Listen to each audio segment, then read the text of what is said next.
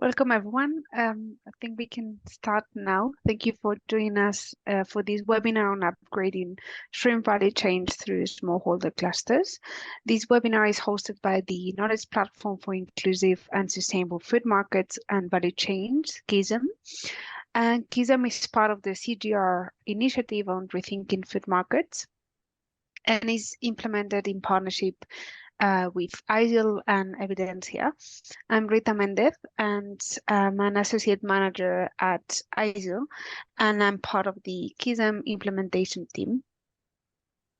Before I talk a bit more about today's webinar, I'd like to share with you some session guidelines.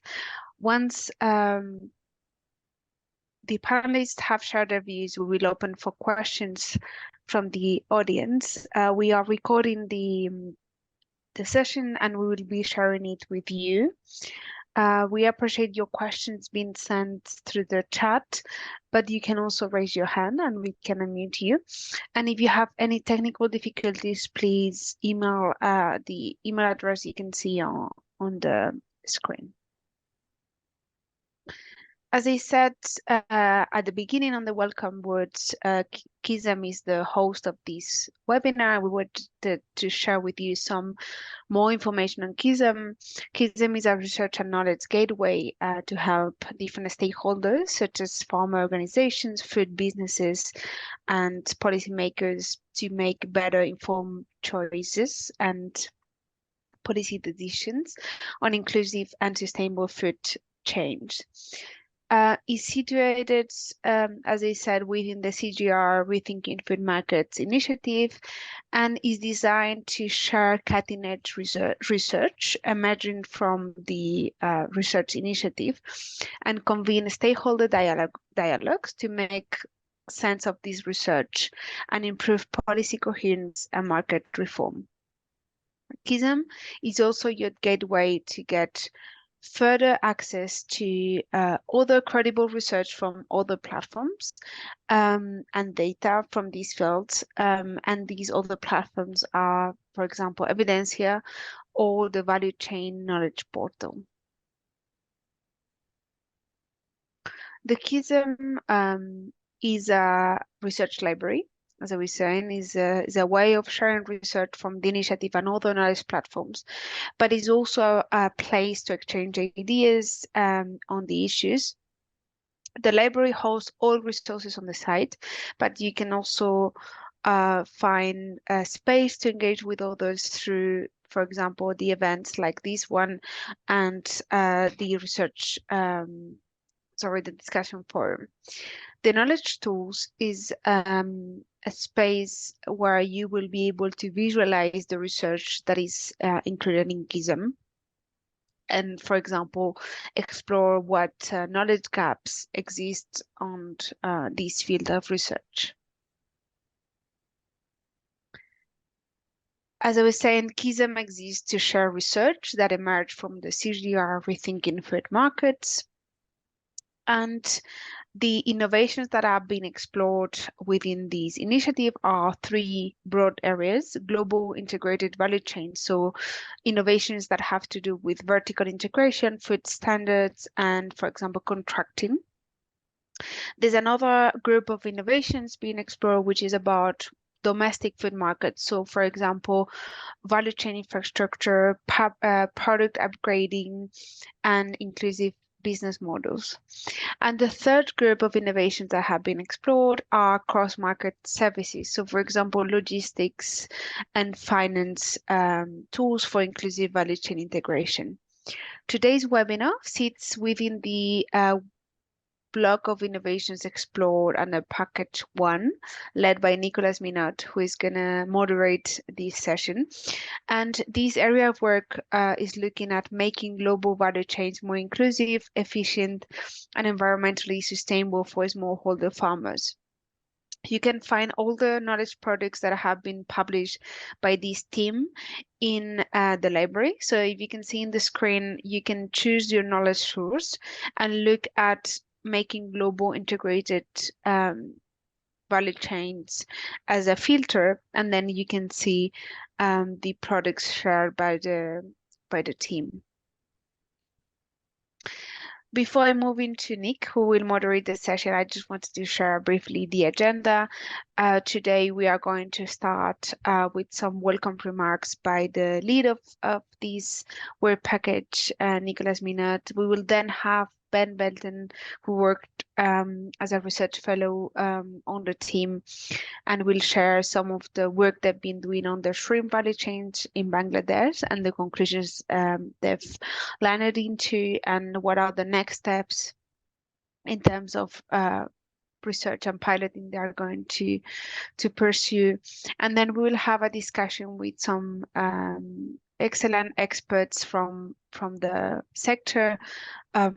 Mahfouzul Haque from the University of Bangladesh, Willem van der Pil from the Global Shrimp Forum and the Shrimp Insights, and Plaid Wantre from the ASC. We will then have time for an audience Q&A, and then we will close. So, Nick, over to you for these welcome remarks and for the session. Thank you. Great. Thank you, Rita.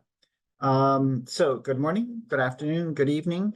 I'm Nick Minot. I'm with the International Food Policy Research Institute, IFPRI, and I'll be moderating the webinar. The title, as you've already seen, is Upgrading Aquaculture Value Chains Through Smallholder Clusters, Reflections on Emerging Experience from Bangladesh. Let me give you some background on the study. IFPRI leads a CGR research initiative called Rethinking Food Markets, which is a collaboration among 5 CGR centers, as well as ICIL and Evidencia. The initiative is divided into 4 work packages. Work package 1 addresses the challenges and opportunities facing global agricultural value chains, essentially export agriculture. So within the work package, there are 4 case studies, each of which involves the assessment of the impact of a promising intervention to make supply chains more efficient, more inclusive, or more sustainable. And one of these 4 cases is shrimp in Bangladesh. Now, on the one hand, the shrimp sector is quite successful. It has grown to become the largest agricultural export in Bangladesh. But at the same time, the volume of exports has stagnated, it fluctuates, and it faces a series of problems. There are struggles over land and water management, governance. There's salinization of agricultural croplands, disease problems, and low productivity in production. And in the processing sector, there's a large overcapacity, excess capacity in processing and the hatchery sector. So although high-value markets in Europe are increasingly demanding traceability and certification, this is difficult to implement in Bangladesh due to the complex system, which includes hundreds of thousands of small farms, and tens of thousands of small traders, and then processors and exporters and so on. The goal of this webinar is to review a plan to study the impact of a set of interventions to upgrade the quality and facilitate certification and traceability. As was already mentioned, our speaker is Ben Belton, who's a research fellow in the Development Strategies and Governance Unit of IFPRI. We are fortunate to have these 3 experts as discussants. Rita's already mentioned their names, so I won't go over them again, but we're very pleased to have all of them. They have great expertise, and we look forward to their comments and insights on Ben's presentation. So as not to take up any more time, let me pass the microphone over to Ben and take it away. Okay, thank you very much, Nick, for the excellent introduction. We move to the next slide, please. And yeah, so this is basically some preliminary observations here from an ongoing study which is setting out to assess the impacts of cluster-based interventions for upgrading the shrimp value chain in Bangladesh. So next slide, please. So just to sort of reiterate some of the background that Nick's gone over for those of you not familiar with the shrimp sector in Bangladesh. Bangladesh's shrimp sector is comprised of very large numbers of primarily small farms, so in the hundreds of thousands. These are primarily extensive farming systems. So they're growing black tiger shrimp, and they're often polycultures as well. So often also growing giant freshwater prawn and a whole range of different fish species, and also typically quite low levels of productivity, so low levels of feed use, and not very high yields. And then in terms of downstream of the farm, yeah, there are tens of thousands of micro, small, and medium enterprises. So this ranges from very small collectors picking up quantities of maybe a few kilos from lots of different farms through to collection centres and auction markets, and there's very many of these rural markets. Agents buying from them on behalf of processors, and then the processors themselves.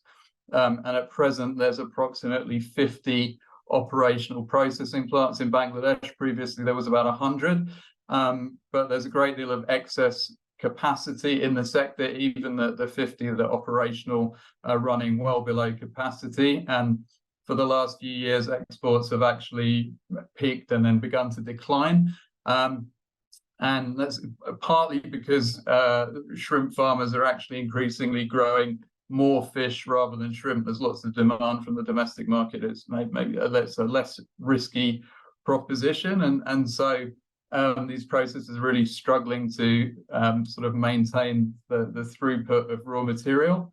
And in terms of the shrimp that's being exported from Bangladesh, it's primarily going to the EU, and the main market segment is sort of catering or the restaurant trade. And this is sort of a lower value or lower quality market segment than, for instance, supermarkets.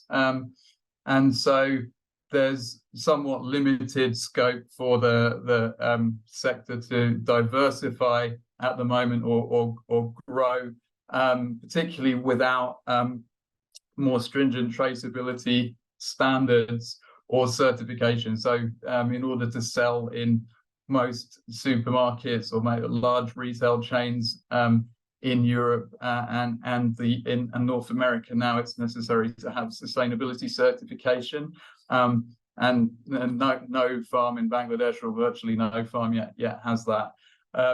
Also, the EU, the main market, is having increasingly stringent traceability requirements, and so actually maintaining market access over the long term is going to depend on being able to establish more sort of rigorous traceability systems. And so because of these factors, there's a push by processors and by government sort of responding to them to upgrade shrimp value chains, both in terms of productivity and in terms of traceability. Next slide, please.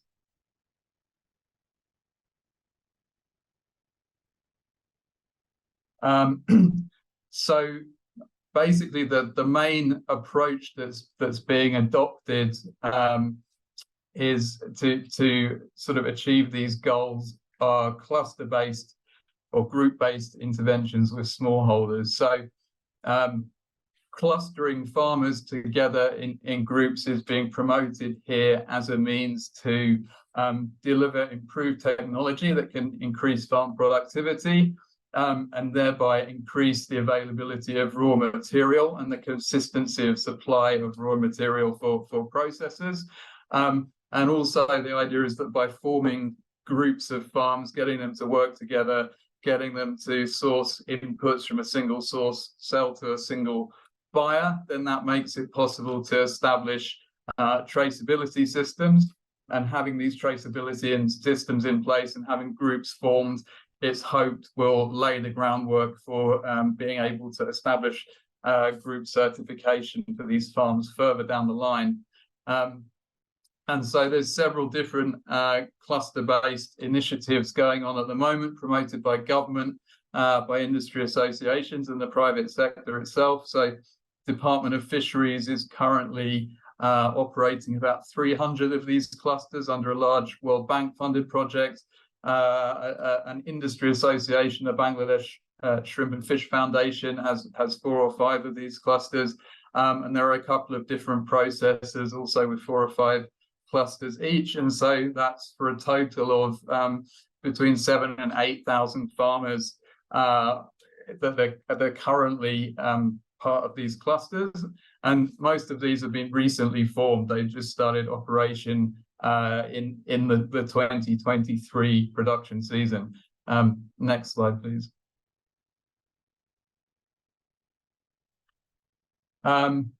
So these cluster-based interventions, although they're being operated by these different institutions, have fairly similar characteristics across the different institutions. So they all involve forming groups of around 20 to 25 smallholder farmers who have contiguous ponds or adjoining ponds, and they all share a single water source. So they form a single sort of cohesive group. And in most cases, they're being these farms in these clusters are being encouraged to deepen their ponds. That has a couple of functions. One, having more depth of water means you can stock more, and so it increases productivity, but it also slows down the rate at which water temperature changes, so it stresses the shrimp less and can reduce disease. All of the farmers in these clusters are being encouraged to stock something called SPFBL, that's specific pathogen-free post larvae. So these are the juvenile shrimp, and they come out of hatcheries that have, where they've been bred under very closely environmentally controlled conditions, such that it can be guaranteed that they're not infected with any pathogens at the point when they're stocked. So that reduces the risk of disease. Then in most of these clusters, at least initially, the members were being encouraged to focus on monoculture of black tiger, that's Penaeus monodon, black tiger shrimp, rather than culturing in polyculture with various species of fish and other shrimp. The farmers in these clusters are also being encouraged to coordinate their stocking and harvesting with other group members, so that there's more larger volumes available for harvest at a single time, and so that it's easier to predict the quantities that are going to be harvested and when they're going to be harvested. And then they're also being encouraged oftentimes to sell to a single dedicated buyer. So one particular collector assigned to a cluster to buy on behalf of a particular processor. This was the idea behind a lot of these clusters anyway.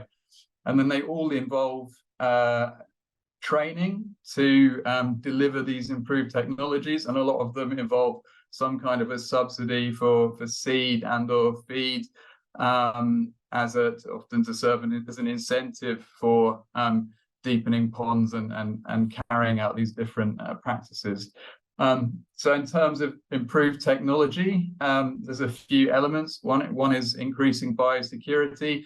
So putting netting around ponds so that things like crabs and lizards can't move between the ponds and potentially carry pathogens with them. Disinfecting the water before it's discharged into the pond. So rather than having continuous exchange of water with the surrounding environment, treating it to kill off any bacteria or pathogens. As we've said, stocking these specific pathogen-free PL to reduce the risk of disease, using commercially formulated pelleted feeds, which can help the shrimp to grow faster than in a more extensive system using traditional feeds or no feed. And then, as I've also said, deepening ponds to increase productivity and keep water temperatures stable. Next slide, please.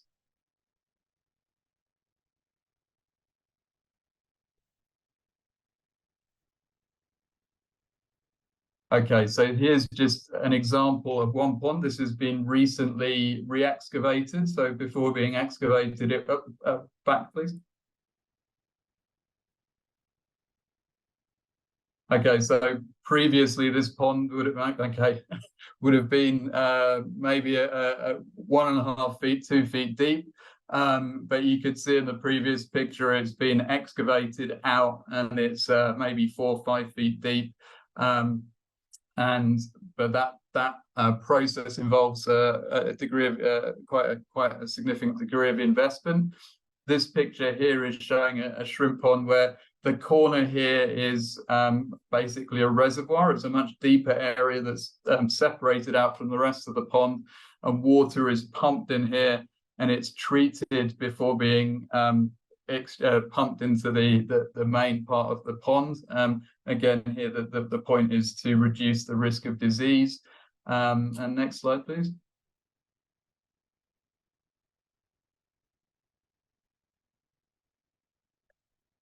And so actually you can see in this picture, but you'll be able to see in the next picture too, this blue netting around the pond. And so all of the ponds in these clusters are fenced off to prevent animals moving between them and thus potentially spreading disease. Next, please.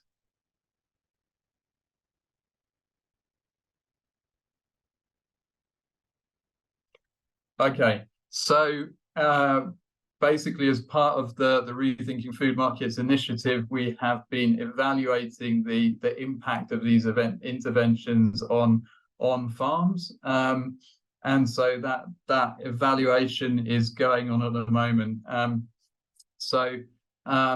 Basically, we're adopting a difference in difference methodology. So we're looking at the productivity, the production practices of farms before they became part of clusters, and then after they've joined a cluster.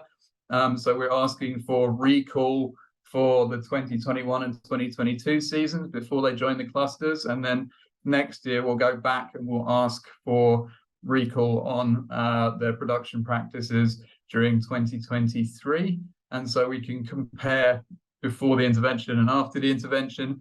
We're also looking at farms that were part of clusters, so the treatment group, and farms in either the same village or a neighboring village, so control groups. And the reason we split the control group between the same village and the neighboring village is because we want to see whether there's a spillover effect where farms are observing what's happening in the clusters and copying, basically. So you can see here we have this survey ongoing in 68 clusters, 60 belonging to the Department of Fisheries and 8 belonging to the Shrimp Foundation and a processor, and for a total of 1,240 farms are going to be surveyed.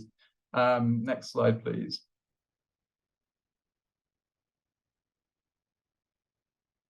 So this work is ongoing.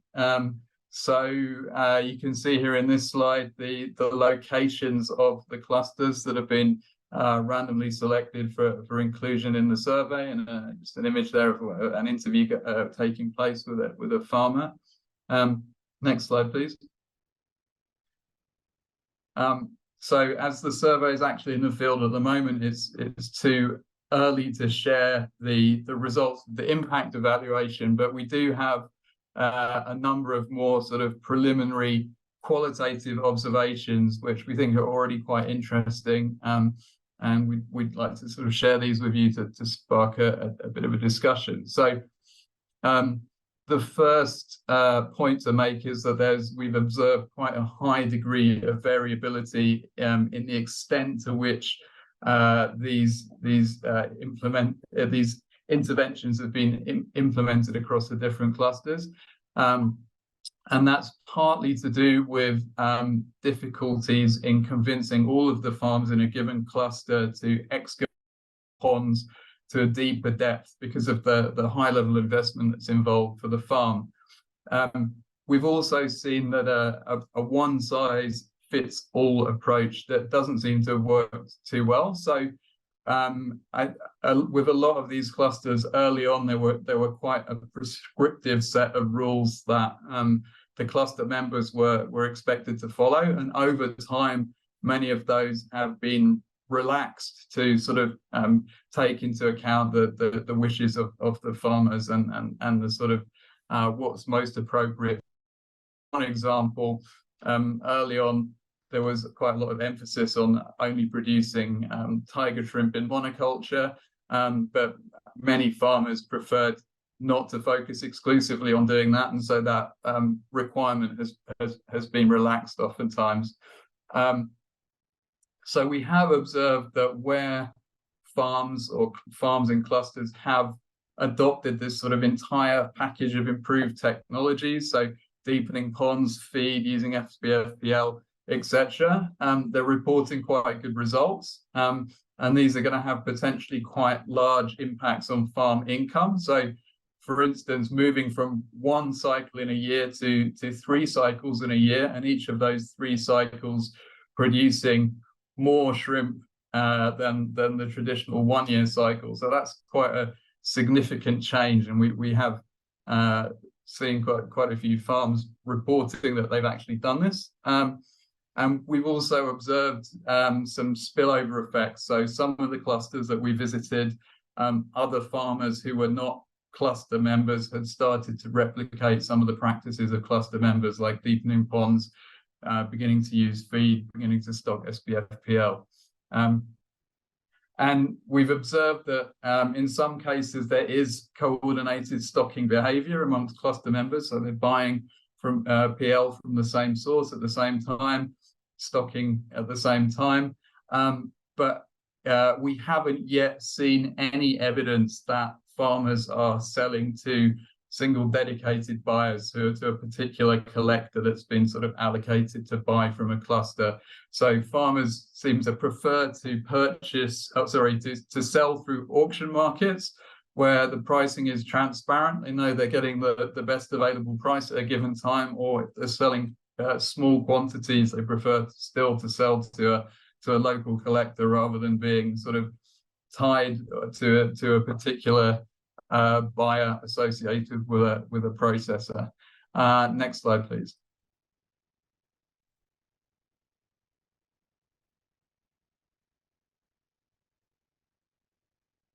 Okay, so this is sort of the final set of preliminary findings.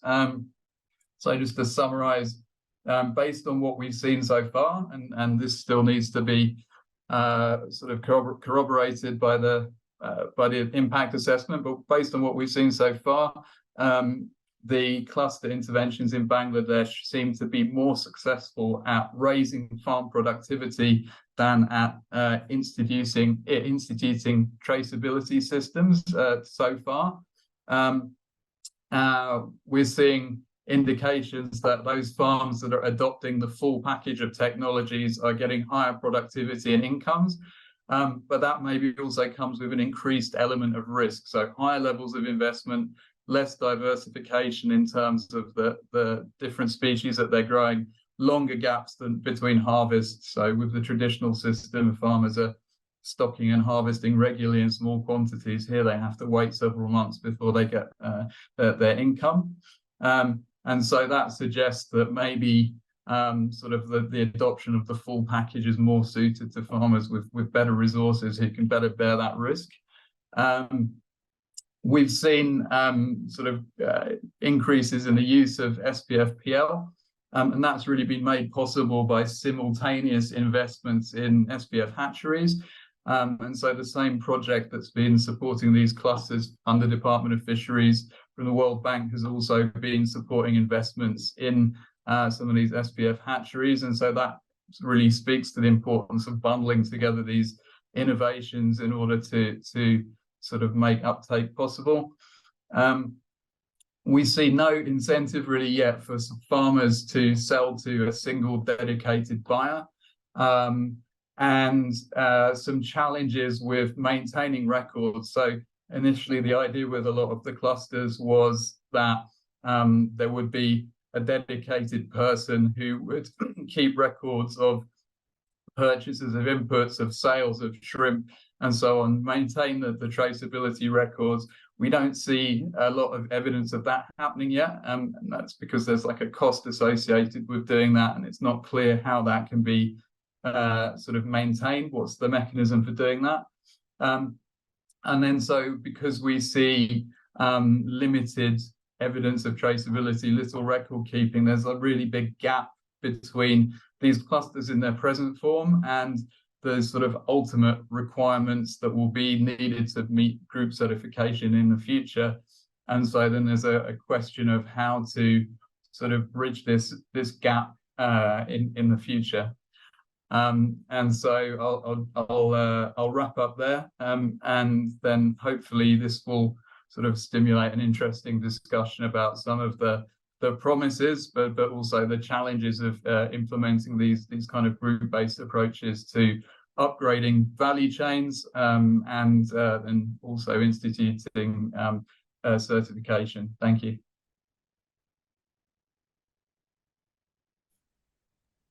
Great.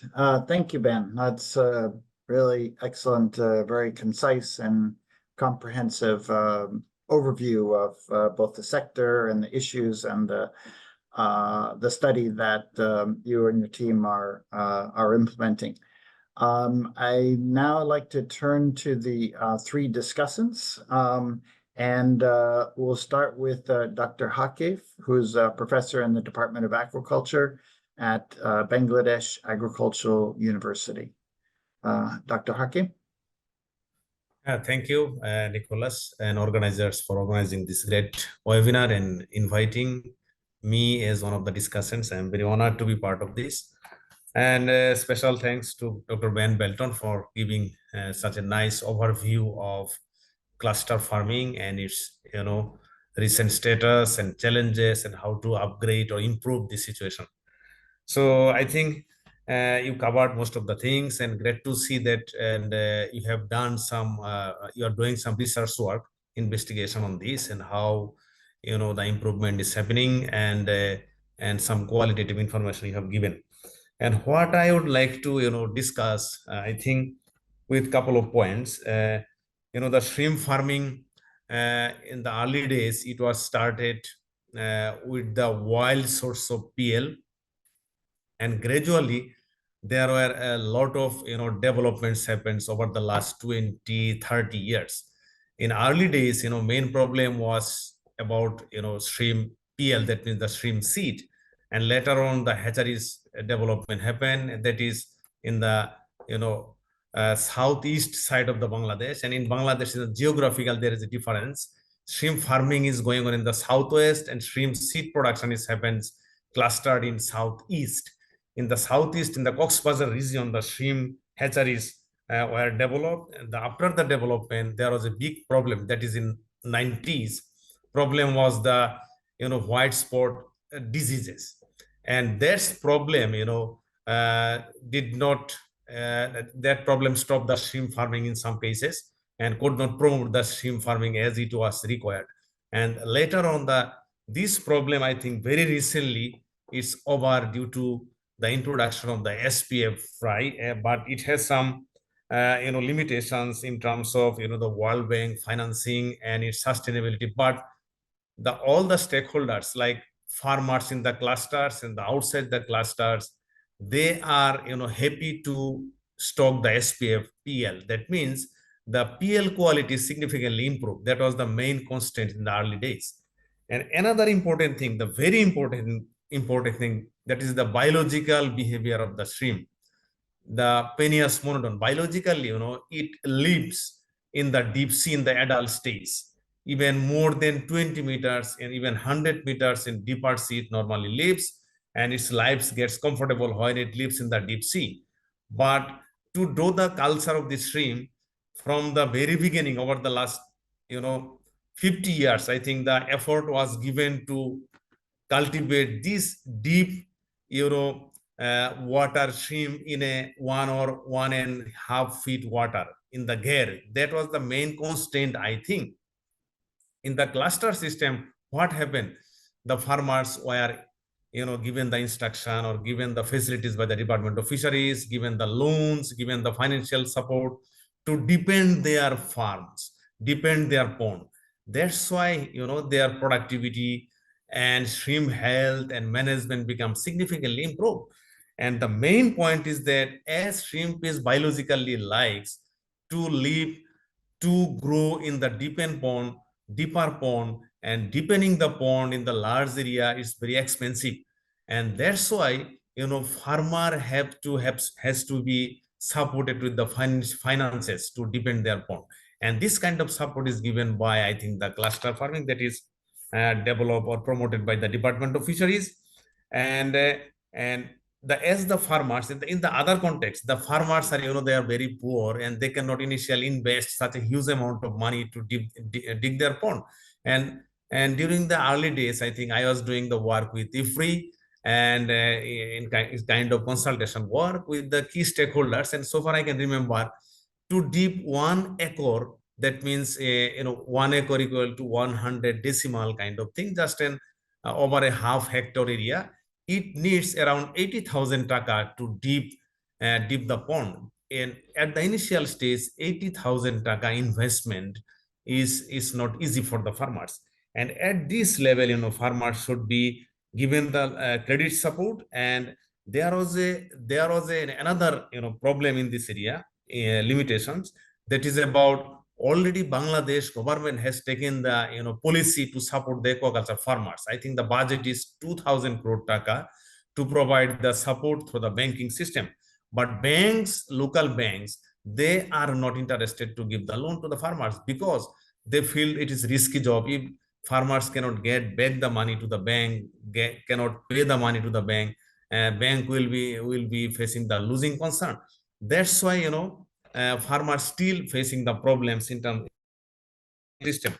So I think in the future, to promote the cluster farming, as it has a lot of benefits and a lot of positive things we can see compared to the traditional farming. And another point is that Department of Fisheries, Bangladesh Shrimp and Fish Foundation and processors, I think they realize that all together they are in a common platform that cluster farming is profitable for the farmers, and it's possibly the sustainable way to promote the shrimp farming. But the key thing is that the initial investment of the restructuring their farm, particularly deepening the pond, as I said before, the biologically shrimp like the deepened pond, and that's why it needs initial investment. And in this area, I think restructuring the farming system farms should be the priority in the coming days. And there are other couple of things, and particularly the the traceability system. And I think as the cluster farms in a cluster area, I think traceability system, I think recently there were some advanced traceability systems like blockchain systems. This could be integrated or adopted to ensure the traceability from the cluster farms. And I think in this process, the certifier like here ASC people are there. I think they can think of how can they involve in the certification system. And overall, at the end, what I would say in Bangladesh, possibly that the total area of the farms is about more than 250,000 hectares. And only, I think, less than 1% farms are in semi-intensive farming system, and very few, very few area is in the cluster systems. A lot of potential I can see. One of the things is that, as I said, the SPF fry are produced, then rural infrastructure, particularly road communication, is developed. The photograph Ben has shown, and through the roads, the excavator, just 10 years back, pond digging was based on the manual labor. Now excavator is decentralizing in the rural areas, and this excavator, for digging the pond, the mechanized system, they are also decentralizing the renting their excavator to the farmers level. and this also makes easy the farmers to dig their pond, and the feed marketing system develop and electrification develop. This needs sometimes to aeration the pond, and altogether I think there are a lot of things are positively showing that the cluster farming in the coming days will be the way to improve the shrimp sector in Bangladesh, and that is my understanding. Maybe in the next session, if there is any questions, I can answer. But key thing is that the shrimp sector, the development, if we want real development, I think there is a big potential of cluster farming. So that's all from my side. Maybe later on, if I find any questions to answer, then I can provide the answer, and I will try my best. Thank you very much. Great. Thank you, Dr. Haki. Okay, let's now turn to Willem van der Peel. He's the co-founder of the Global Shrimp Forum and owner of Shrimp Insights. Over to you, Willem. Thank you, Nick.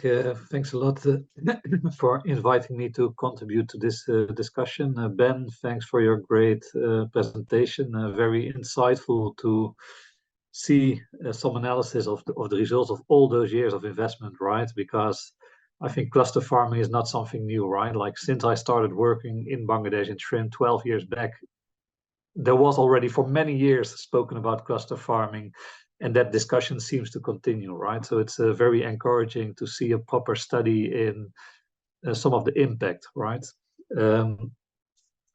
I think that the fact that you are finding that, especially on the productivity side, there seems to be slowly a positive impact from forming farmers into clusters is something hugely important, right? Because if Bangladesh manages to grow its output, rather whether it is for the domestic market, because a big part of the production is of course absorbed by the domestic market, not only exports, but also if it's for exports, the main question is like, where is Bangladesh going to sell it, right? Like I think that Bangladesh is in an extremely challenging situation internationally, because India, its neighbor, is drastically increasing the output of black tiger, and India is targeting similar markets as Bangladesh,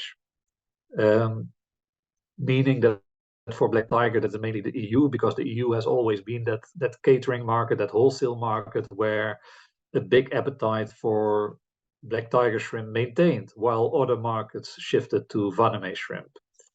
But if we look at what's happening in India, you can actually see that while the first phase of growth, let's say from 2020 to 21, we saw that indeed Europe was absorbing most of the additional output from Bangladesh. More recently, we can actually see that China and Malaysia and Japan are absorbing a growing volume of black tiger shrimp. And if Bangladesh could tap into that market potential in those Asian markets, it might in many aspects be an easier route to market for that increased volume of Bangladeshi shrimp that we might hopefully see come to the market, than that market through the European and maybe the US retail markets, right? Because I don't have an opinion, right? But I think it's a fact that market access requirements in those Asian markets are relatively low compared to the market access requirements in EU and US retail. And even at national level, right? Because indeed, it's not only the ASC and the BAP requirements that require things like traceability, but it's indeed also the EU national regulations that require that traceability. So it's about like complete market access in that case. If I'm raising this point, it may sound a little bit beyond the scope of this discussion, but I think it isn't, because if you think more carefully about, okay, like, why are you seeing success in increasing productivity, but why are you not seeing success in helping farmers to collectively market their output and increase their income, and while doing that, improving the traceability in the value chain from farm to processing? processing and beyond. I think that question is a question that we are already asking ourselves for 10, 20 years, right? Like, why do the farmers not sell their material collectively? And then we get to those arads and aradar and all these different layers of middlemen in Bangladesh that either buy, sell, or auction the shrimp. And I think here we have to think about how international trade works, right? So one thing for a farmer is to get the best price possible, but the other thing is to get best payment terms possible, right? So because if you are farming based on loans, a delayed payment of 15 or 30 or 60 or 90 days can mean a huge additional cost. So while an exporter might be able to pay a slightly better price than an auction, if the auction pays cash and the processor pays credit, that balance, that price difference changes, right? So, and here we get into, I think, one of the biggest challenges of the Bangladeshi industry, if you look at the processors in Bangladesh, because most of the processors, they are not financing the purchase of shrimp.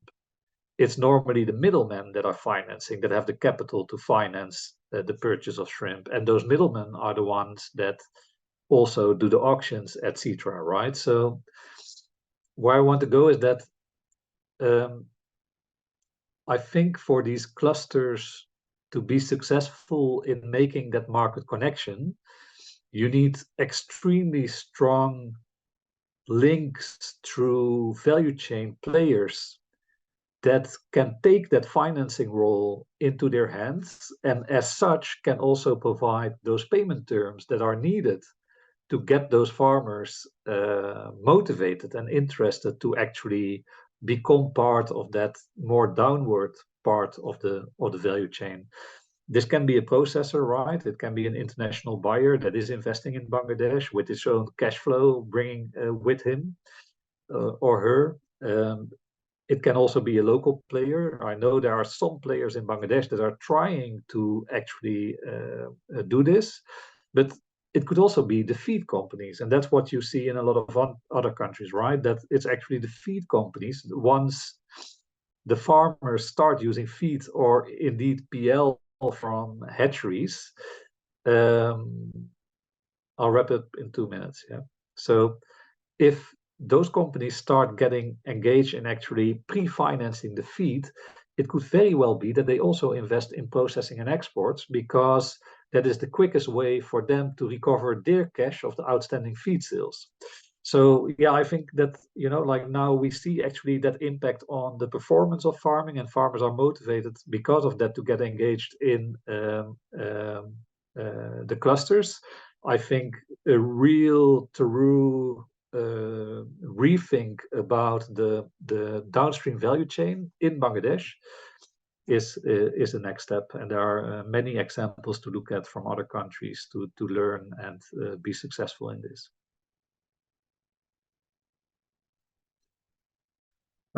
Great, thank you, Willem. It's very interesting. I think there's often the assumption that every country should target the highest value markets, and clearly not everyone can do that. So it's a question of, you know, which markets can they reach given existing institutions and technology and so on. So that's a good reminder. Okay, finally, our final discussion is Pla Duang Chai, who is the manager for Asia for the Aquaculture Stewardship Council, ASC. Go ahead, Pla. Yeah, thank you so much, Nick. Really appreciate your kindness to invite ASC to present in the webinar as well. Also, thank you for Ben for the study, really insight, and also inspire me to think about the next step to help improve and working with the farmers in Bangladesh. I would like to highlight in some point that I have captured from the study that really Ben really reflect clearly on that. Before going forward to the certification and the market access, I would like to discuss about my thought in terms of the improvement of the practice, normal practice that Bangladesh farmer has. For example, in the study mentioned about the increasing of the pond depth. From my experience, it's quite interesting it could be a good option to increase the capacity, but in the meantime, in some area, I can see the challenge in terms of the climate change that hit in some area, especially in Shakira or Depata, that in some area, even they increase the depth of the pond, but also seeing the challenge in terms of the shortage of the water supply as well. And also because the area of the farm that I used to work with, mainly they are extensive and small scale. The cost investment is really challenging exactly.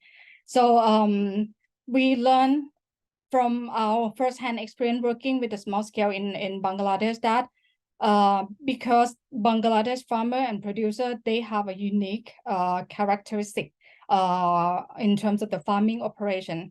It would be good if we can help to analyze the best practice that fit with their culture, with their characteristic of the landscape, and also in terms of the market as well, that I will highlight later in a couple minutes.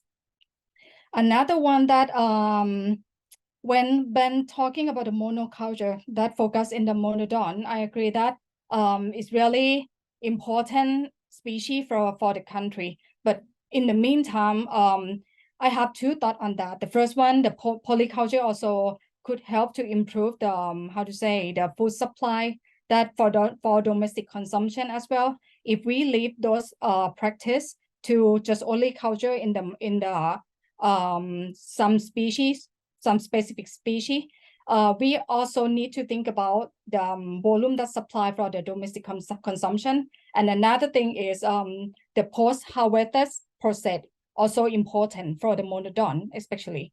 When talking about the market, of course, many speakers already mentioned in terms of the EU market, which is AC is one of the international, the global standard that's recognized by the industry in the market.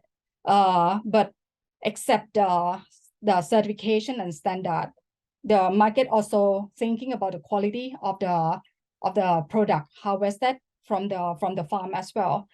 Which is I see the challenge that when working, we already engaged with the German buyer Link, which is a good partner with AAC for long times already. Link proposed, and Mr. Hegelink, the owner, already he first reached out to us and would like to highlight and would like to show off the good quality of monodon shrimp from Bangladesh producer to the world. But the challenge is in terms of the quality of the product and also the traceability system. And another challenge is how to improve the practice from the small scale farmers. So that's why he started to reach out to AC and would like to start working for to encourage the farmer to join with the group certification, to forming the cluster and improve the traceability, improve the quality of the product for so on. So, but when we talk about the certification implementation with the small scale farmer, with the farmer who not familiar with the standard, who never touched with the document, with the data record, is really challenge for us.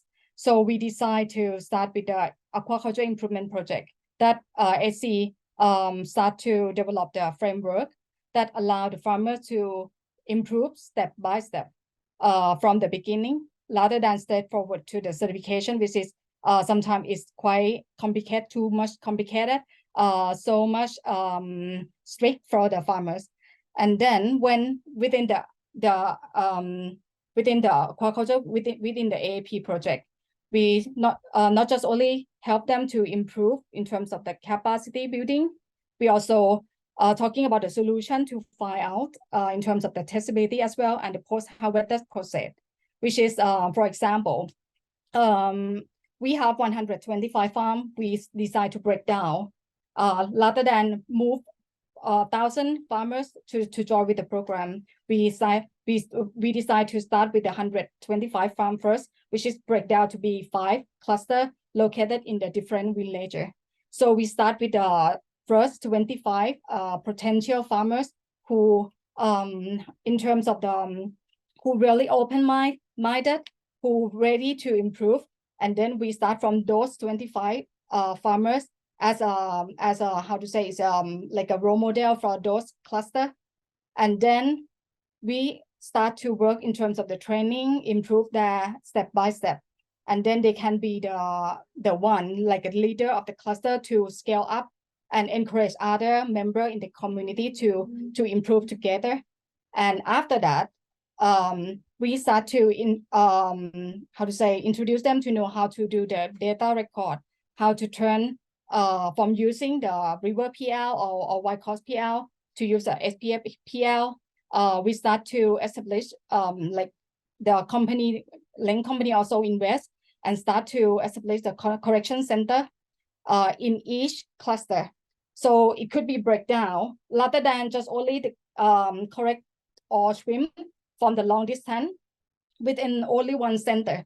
They break down to be 5 clusters, 1 correction center per cluster. And then the shorter distance, they have a shorter distance from the villager, from the farmer's pond to the, they revert directly to the correction center. And after that, they can transfer to the factory, which is could help to remove the time, the long distance, the time consuming during post-harvested process until go to the factory, which is another good example that we can see is improved in the industry. And for the next step, I think it would be good to mentioning not just only improve in terms of the pond construction, the practice and the market, the training and the building the local capacity for the farmer themselves also important as well. For example, AC work closely with the partner, with the private sector like Link, and Link also contribute a good for example to help develop the training platform to not just only us.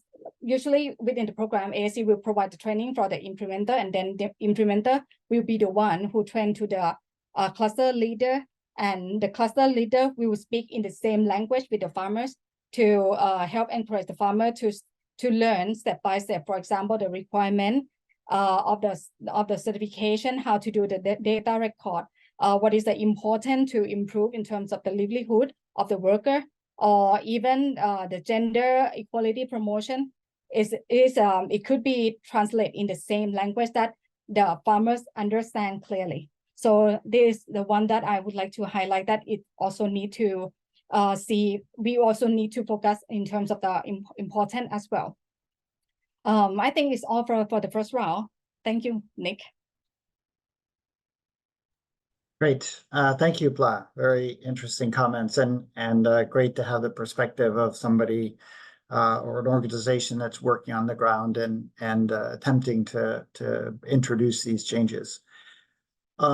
Great. So we are slightly over time, but we do have some questions from the participants, and you know, I think that the discussants and Ben, I'm sure, are willing to run over a little bit to address some of these questions. There was some one question about from Sri Saha, who says that output linkages seems to be the weak link in the shrimp sector. In your surveys, did you come across firms that provide both input and output market services? I guess that means you know, providing inputs and on condition of the farmer selling the shrimp to this company when it's ready for harvesting. Ben, can you address that?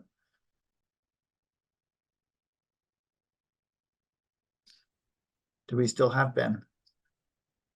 Yes. Hi, yes, Nick, I'm here. Sorry, I was just getting distracted trying to answer another question. So did we come across firms that are providing both input and output market services? So yeah, there's one firm in particular which is both a processor and a manufacturer and distributor of feeds and sort of agrochemicals, and is also getting into the SPFPL production.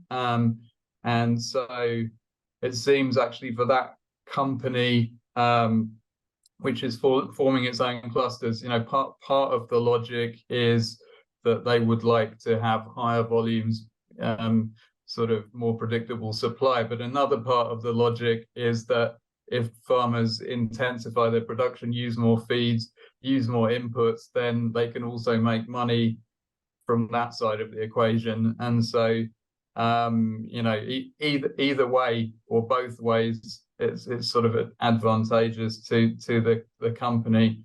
And I guess that sort of speaks a bit to what Willem was saying about the you know, the possibility of sort of, you know, integrated, more vertically integrated companies being able to sort of join up the dots. Do you have a sense of how common that is? I mean, are we talking about 10% or 50% of the shrimp that's produced? I would say it's a small percentage at the moment, but it may grow. I mean, especially if the, you know, production does start to intensify. I mean, there's a bit of sort of momentum in that direction now. But if that kind of segment of farms does continue to grow, then it's quite likely that we will see sort of more of that over time. Okay, great.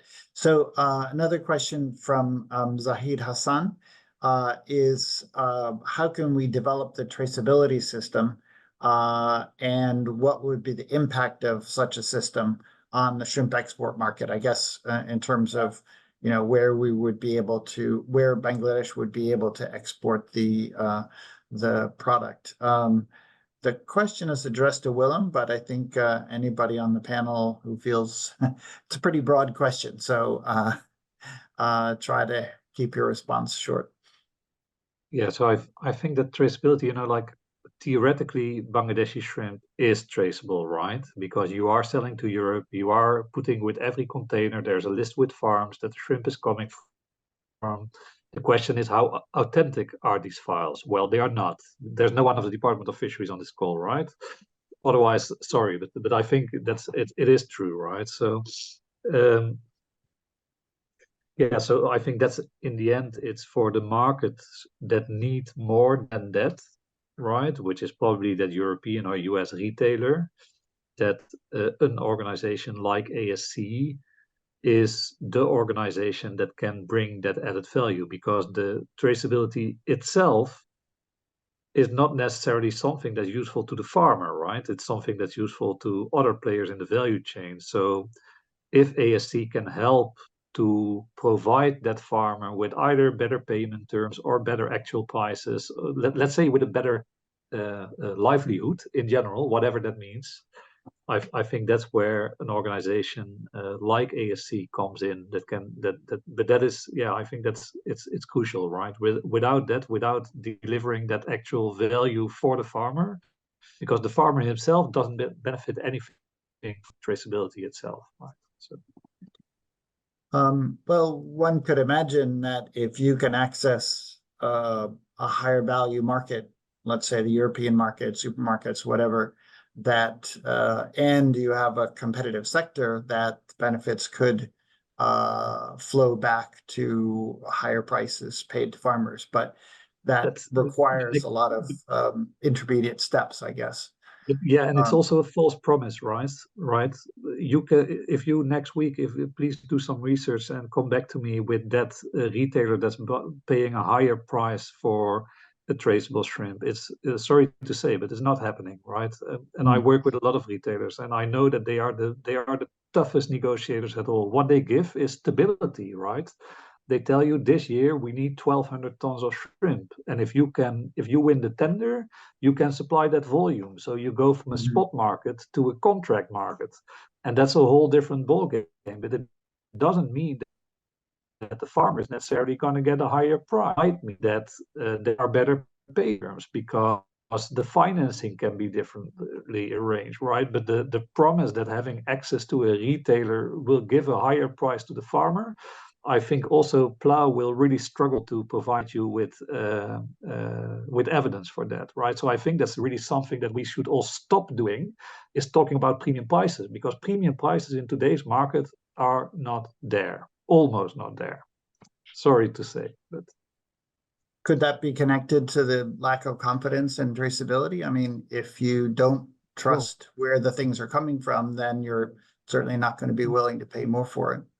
Consumers just don't want to pay. You know, people that pay more are people that really like a high quality shrimp, right? And that's often more in the food service market than in the retail market. Especially in Northern Europe, where this black tiger shrimp is sold in the retail market, it's a Vaname market. It's not a monodon market. There are pockets for monodon, but it's very small, right? So I think this whole discussion, you know, like about price between the, let's say, the NGO and the research world and the commercial reality, there's a big gap in perception, which is necessary to be bridged. Okay, sorry another to be so question. negative. It's okay. Sri Saha also asked another question. Do you see the use of remote sensing and machine learning technology as having potential for tracking shrimp production, particularly by aquaculture firms? Ben, do you want to handle that?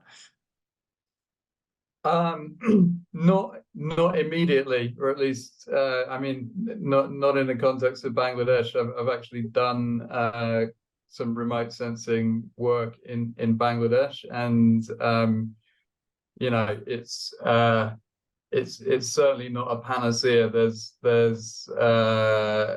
yeah, a long way to go before it could be used, I think, for sort of really tracking, especially in the context of Bangladesh, where the farms are so small. Yeah, I'm not sure about machine learning. I mean, there's going to be all kinds of applications of machine learning coming up, but right at this moment in time, I mean, I think the real issue for traceability is, you know, that the information that you can have whatever system you like, but the information going into the system needs to be correct for it to be meaningful, right? You can set up a blockchain system, but if you don't have a mechanism for making sure that, like, what's collected and entered into the blockchain or whatever system it is correct, and then the thing doesn't really hang together. So there's a lot of kind of the practicalities of the actual logistics of how do you make it work on the ground. Yeah, again, given this very fragmented sector, it's sort of difficult to see how to make that work, and you know, where the advantage is over just sort of pen and paper almost, or you know, so yeah, that's my thoughts on that one. Okay. And maybe we are a bit over time here, but let's take one more question. This is from Miriam Colindres, who's in our the coffee study in Central America. She asks, who pays for certification and the implementation of traceability systems? Obviously, there are some costs in terms of paperwork and setting up a system to identify the supplier for any given shipment, and you know, these costs have to be paid by someone. Not always obvious whether the farmer is paying or the intermediary or the final consumer. But Pla, do you want to address that? It's not an easy question, but I'll hand it over to you. Yeah, happy to say so. For our AC certification, the cost will be not go to the organization; it will go to the to support for the work that have been done by the third-party audit. So the cost will happen. Will go to the certification body audit who accept the compliance of the farm level. The cost usually, I think, is really general practice in Asia. Company that usually processor will be the one who pay and absorb the cost of certification and relevant costs. For example, in some company, they may willing to pay not just only the certification cost, but they may willing to pay for the premium price or incentive in direct way or direct way. It depends on the relationship with the company and the farms. Like William said, we try to avoid saying widely that we have the premium price, because it's not promised. It's really difficult to say so in the current situation of the market. But in generally, the company will pay for that. And also in some company, they may more advantage in terms of the start implementing the traceability system within the farm level. For example, like AC, we have our own system to assure the traceability system within the chain to make sure that there is no mix between AC and non-AC certified product. And also in some company, they may want to improve their practice. For example, install the like the sensor tool in the pond, or install something like the to relating to the traceability system as well. Yeah. Okay, great. Thank you, Pla.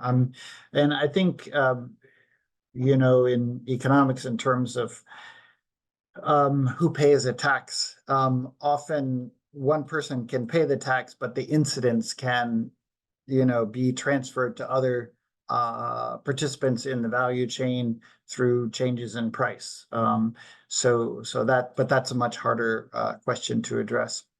Yeah. Let me add one comment, Nick. So one highlight that is quite suffer for the processor as well is that like William said, it's no way for the processor to sell higher price when compete with other producer, right, in the market. So usually will be the processor or the factory will be the one who suffered that cost. And the only reason because they would like to get the market access and try to compete with other producer from other country, for example. That is the reason. Yeah, thank you. Okay, great.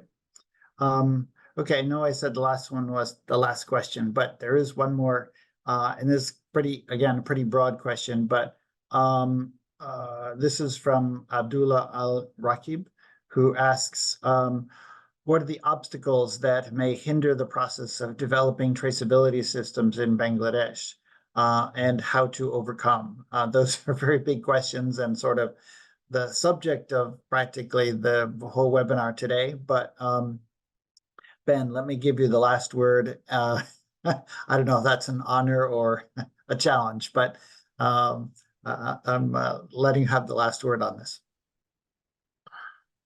Yeah, well, what are the challenges? I mean, basically, how do you put in place a system whereby it's possible to keep records of thousands, millions of individual transactions, you know, and who is going to be responsible for keeping those records and maintaining the records and making sure that they're accurate, and, you know, spending the time to do that, and you know, how is the cost of that going to be covered? So you know, that's really part of the reason why these cluster-based interventions are being introduced, right? Because if you work with 25 people, and you know, if you can ensure that they're getting all of their inputs from one place and they're selling to one buyer, then the whole process becomes much more manageable. That's the theory, right? But the practice is, particularly on the output side, for a lot of the reasons William has talked about, I think it's very difficult to ensure that people are just selling to a single buyer, because, you know, they want to be able to sell potentially small quantities as and when they want. They want to be paid immediately. They want the transaction to be transparent, which it is in an auction, to, you know, to an extent. And so you know, it's yeah.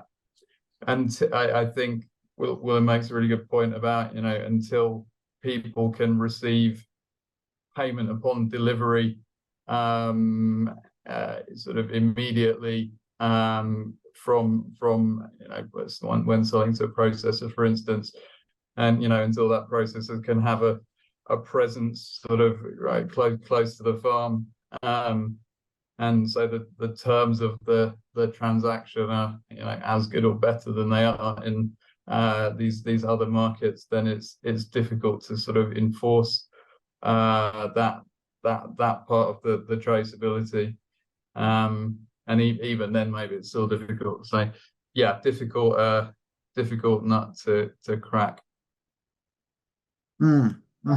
Okay, well, it's maybe not the solution, but at least a identification of the challenges that it faces and what is needed to move forward, to move towards traceability. And I think it's also important to realize that although we do, it's increasingly needed for certain markets, it's not necessary for all markets, at least at the moment.